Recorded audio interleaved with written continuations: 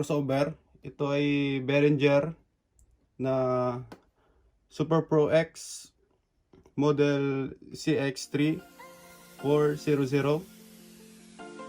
Ito po yung input. Low cut na filter, crossover frequency para sa low. Ito para sa mid. Meron po itong delay para sa low frequency na delay. Ito yung gain ng low. Ito yung sa mid, sa high. At yung kagandahan po pala ng crossover na to, may mute po siya. Ito po. At dito sa gitna yung CD horn na correction para sa high frequency.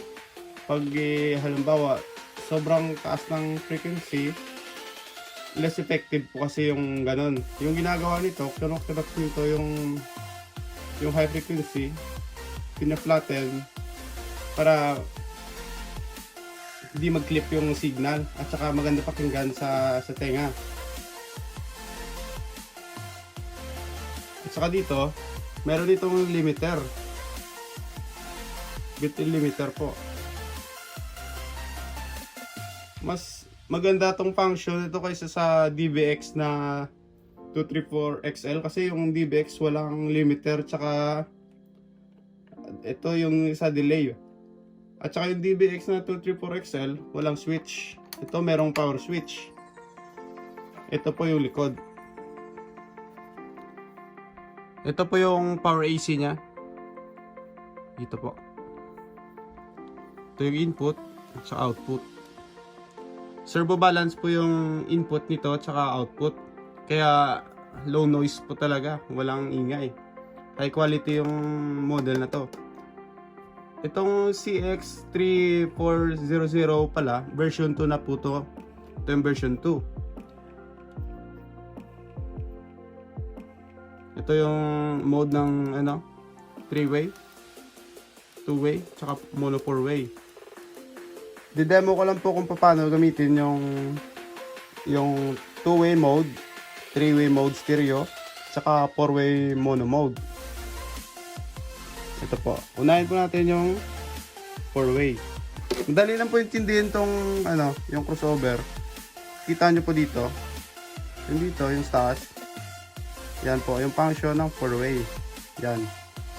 Yan po. Diretso lang po yan hanggang dito. Yan po yung sa 4-way. Yung sa 2-way naman, dito, ay yung sa 3-way, ito. Yan.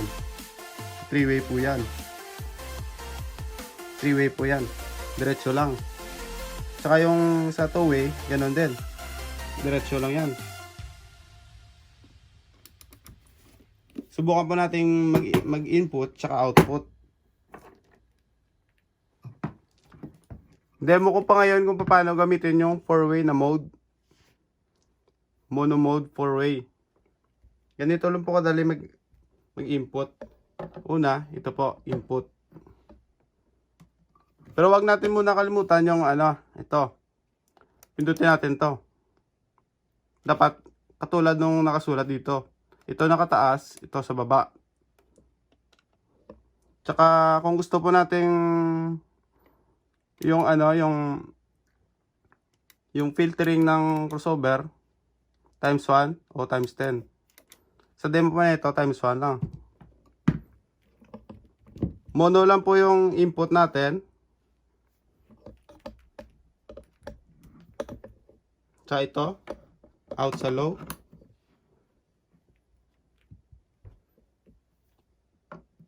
Low mid. Wala po itong gamit sa 4-way. Not used po.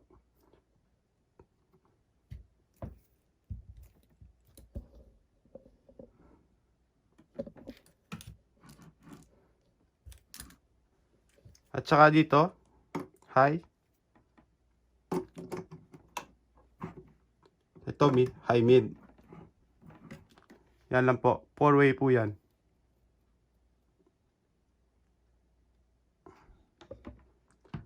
Yung output po nito, papunta sa ampli natin. At ito sa low mid na ampli. At ito naman sa low, sa base na amp. Itong input galing mixer o di kaya equalizer. Ngayon po yung 3-way naman po. Tingnan lang po natin dito kung level. Okay na, level na po. Tapos input lang tayo. Input lang tayo dito. Channel 1.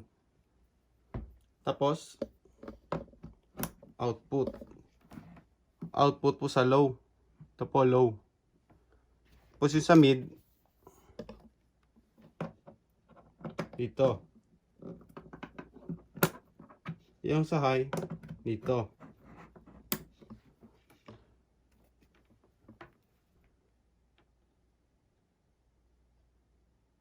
Yung sa kabila, ito channel 1. Yung sa kabila, ganun din po yung yung input sa output. Parehas lang po yan. Ngayon naman yung two-way na stereo. Yung two-way na stereo, dito naman.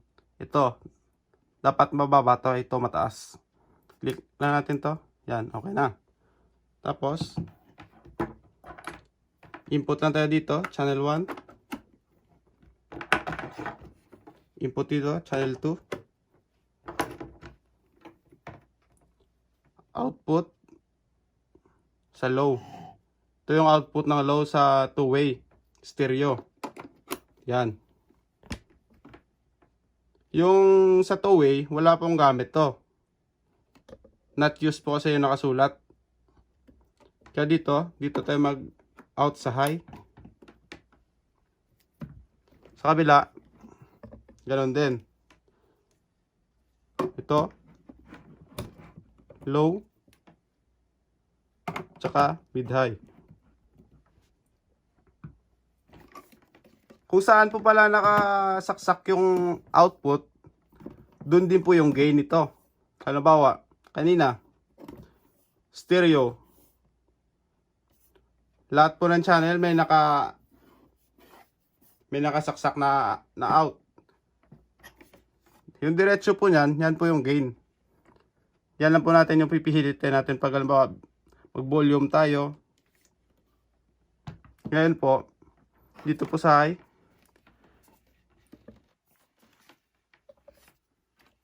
Ito po yung yung gain ng high. Yung low dito. Tandaan na po natin kung saan nakasaksak yung output. Diretso po nun yung gain. Kung nagustuhan nyo po ang video na to, please like, share, and subscribe. Salamat po.